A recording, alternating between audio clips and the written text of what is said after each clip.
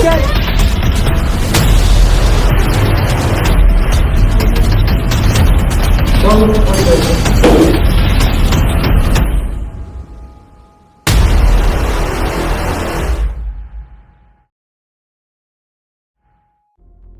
May 7, 1984, sa isla ng Boracay, na isa sa mga kilalang tourist spot sa Pilipinas, nagkaroon ng isang pangyayaring hindi inaasahan ng lahat. Kaya't samahan niyo kami at alamin ang mga pangyayari.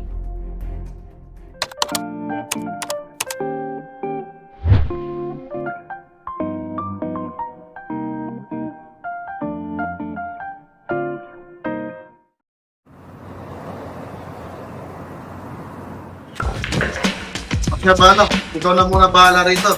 Alis na muna ako. Hindi ko nakasigaya yung sakit ng ulo ko. Mas bahala ka.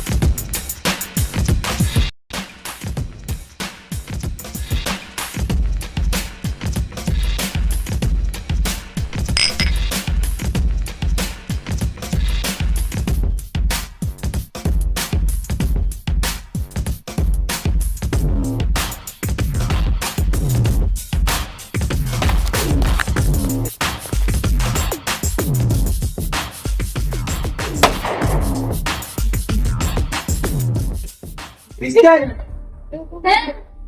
May doktor ba dito?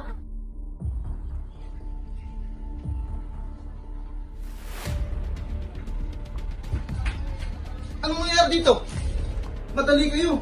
Dali natin siya sa ospital.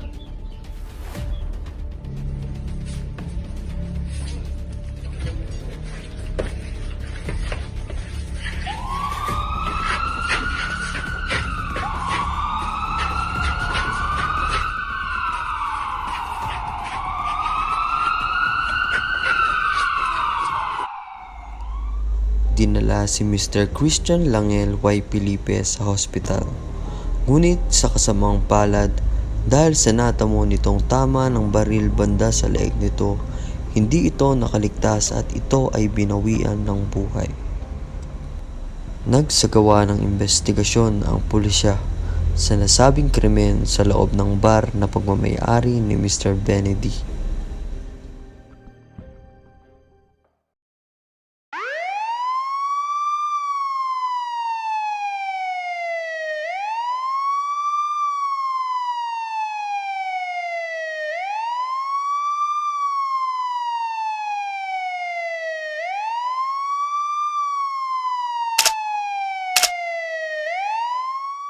Nang sumunod na araw, May 8, 1984, nagkaroon ng police blotter sa Malay Police Substation na may entry number 8904.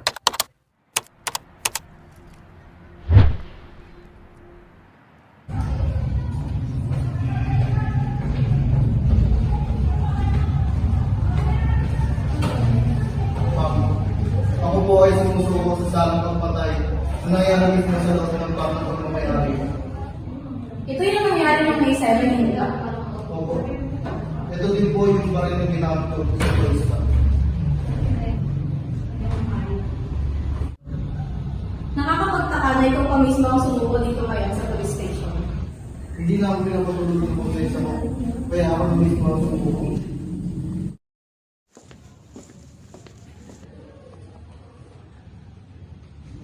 Benny, pwede kang magpiyasa habang pinoproseso pa yung kaso mo. Talaga, attorney? Baka pwede gawin natin sa lalong madaling panahon. Oo naman, aayusin ko yung mga papel mo. Kailangan mo na mag-bail ng 30,000 pesos. Sige, attorney. Ipapayas ko at ipapadala ko sa opisina mo.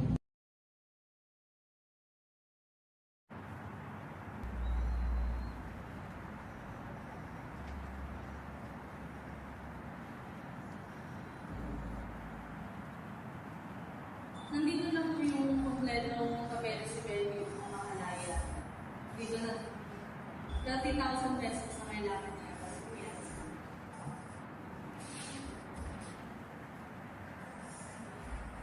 Saglit lang ako, ilalabas ko lang si Mr. Ben.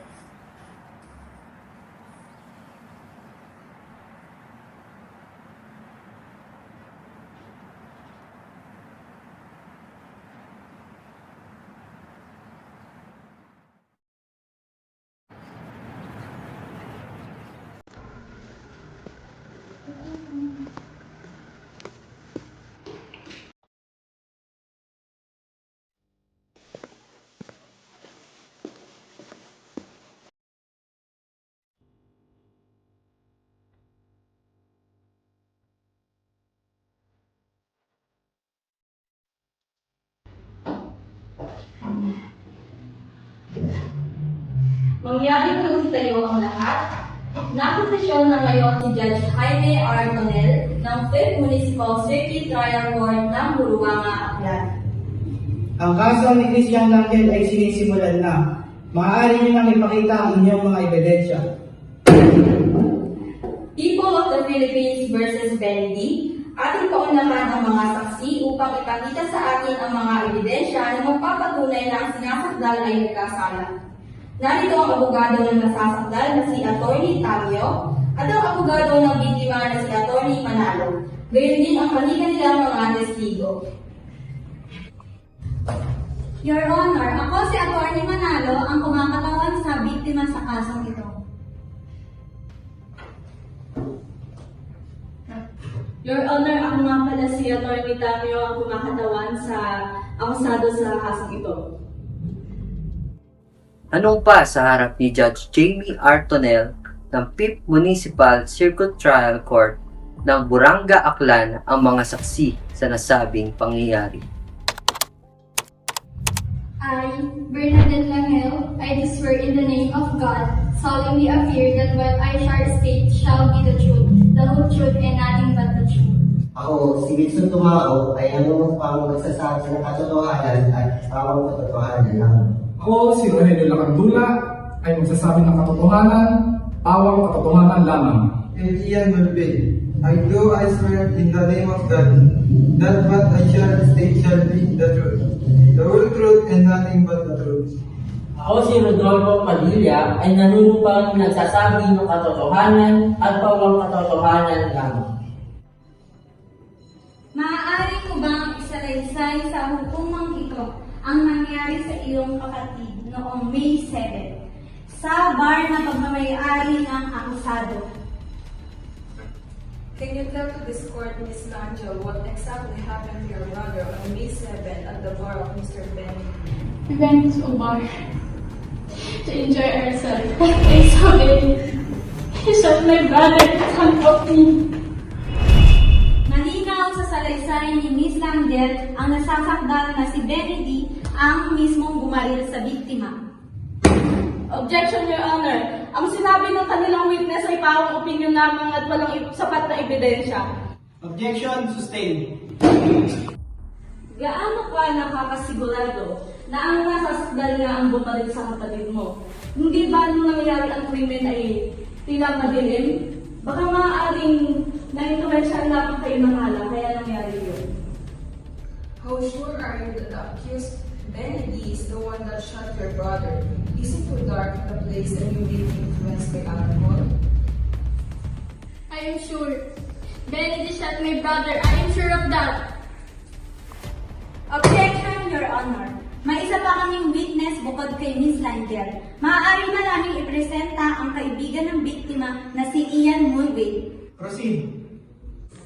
Mr. Ian Mulvey, maaari mo bang sabihin sa loob ng hukumang ito ano ang nangyari sa loob ng bar noong May 7? How sure are you that Mr. Benny D is the one that shot the victim? Like what Bernadette said, we see Benedict as my friend. Gaano ka nakakasigurado na si Mr. Benny D na ang bumaril sa biktima? How sure are you that Mr. Benny D is the one that shot the victim? I'm sure on what I see. He shot him in front of me. Mr. Rogelio Lacandula, maaari mo bang sabihin sa loob ng hukumang ito ano ang nangyari sa loob ng bar noong May 7? Nasa loob ako ng ni Benedict nung araw na pagbaril at nakita ko mismo ang may-ari ng bar na bumaril doon sa turista. Gaano ka nakakasigurado na si Mr. Benny D nga ang bumaril sa biktima? Noong araw na nakarinig ng pagputok at pumunta ako doon, nakita ko si Benedict mismo. Sa silid ng hukuman ng panahon ng paglilitis, makikita natin ang isa sa mga testigo na si Wilson Tumao. Ano nga ba ang nakita niya? Makatutulong ba ito sa paglutas ng kaso? Sinasabi mong nakita mong binaril ang biktima. Maaari mo bang ituro sa loob ng hukuman na to kung nandito ang bumaril sa kanya? Oo. Si Benedict. Natatandaan mo pa ba ang buong nangyari ng gabing yun? Maaari mo bang isalaysay sa buong hukuman na to ang kanyang ginawa? Nung bandang alas 12 sa bar, nakita ko si Benedict binaril si Christian. Binaril siya sa bandang leeg. Paano mo nasabi na ang akusado nga ang bumaril? Nasa harap lang ako nila. Nakita ko nung binaril si Christian nung gabi na yun. Ang karagdagang ebidensya ay ang pag-amin ng akusado kay Rodolfo Padilla. Makatutulong kaya ito sa paglutas ng kaso o magiging daan ito upang maisara na ang kaso? Maaari mo bang sabihin sa kagalang-galang hukuman kung nakilala mo ang akusado na si Benedict? Sa bahay, pagkagaling sa istasyon ng radyo, lumapit sa akin si Benedict, nagtanong siya kung bukas pa ang tanggapan ng hepe at pulisya. At ano ang sinagot mo sa kanya nang tanungin ka ng akusado? Sinabi ko sa kanya na bukas ang Office of the Chief of Police ng 24 hours. Nakatanong mo ba si Benedict kung bakit kanya tinanong kung bukas ang Office of the Chief of the Police? Tinanong ko siya kung bakit, tapos sinagot niya ako na binaril niya ang isang turista. Kung sinagot ka ni Benedict na binaril niya ang isang turista, ano ang ginawa mo? Tinanong ko siya kung patayin na ang biktima, ngunit sinagot niya na ako na dinala niya ang biktima sa ospital. Nang sabihin sa iyo ni Benedict na binaril niya ang isang turista, ano pa ang mga sinabi niya? Hiniling niya sa akin na samahan ko siya sa Office of the Chief of Police at tinanong ko sa kanya ang baril na ginamit niya sa pamamaril at ito niya sa bahay pa niya. Nang sabihin ni Benedict na ang baril na ginamit sa pagbaril sa turista ay nasa kanyang bahay, ano ang ginawa mo? Pinayon ko siya na kunin ang baril na iyon at ibigay sa akin para maideposito sa Office of the Chief of Police. Nakuha mo ba ang baril na iyon sa bahay ni Benedict? Opo, Atty. Wala akong inaamin kay Rodolfo Padilla. Nagsisinungaling lamang siya. Nasa kanong May 7, 1984 kung ganon. Nagpunta ako sa barko, pero umuwi din ako agad dahil hindi ko na kinaya yung sakit. May magpapatunay ba ng mga sinasabi mong iyan? Opo, attorney. Si Romy at si Francisco Oreta. Bukod sa tauhan at mga kaibigan mo, may magpapatunay pa ba na nakita ka nilang umalis sa bar? Wala na. Noong May 8, 1984, nasaan ka ng araw na ito? Totoo na nagpunta ako kay Rodolfo Padilla, pero hindi para umamin sa pagpatay, kundi para sabihin sa kanya kung ano ang nangyari. Bakit kailangan mo namang sabihin kay Rodolfo Padilla yan? Gusto ko lang sabihin sa kanya na ang tawang ko sa bar ang nakakita ng baril habang ito'y naglilinis. At kahit nagbigay ako ng ganitong pag-amin, hindi nyo dapat ito gamitin bilang isang ebidensya. Mayroon pang ibang nakakita sa pangyayari at ito dapat ang gamitin yung basihan sa pagpapasya. Objection, Your Honor. Maaari ko bang ipresenta ang baril na ginamit ng akusado sa pagbaril sa biktima? Proceed.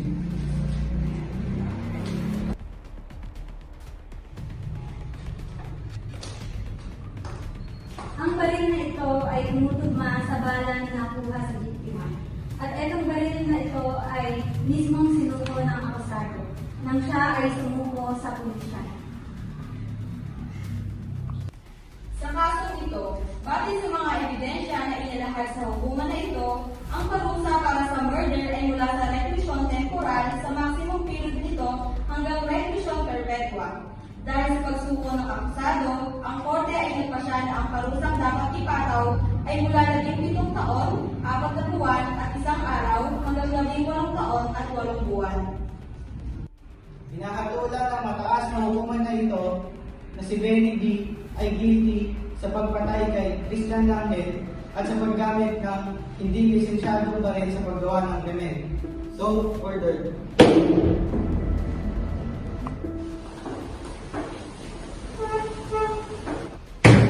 Hindi totoo yan! Attorney! Paraan! Paraan! Paraan! Hindi ako pwede makulong! Hindi ako pwede makulong! Attorney!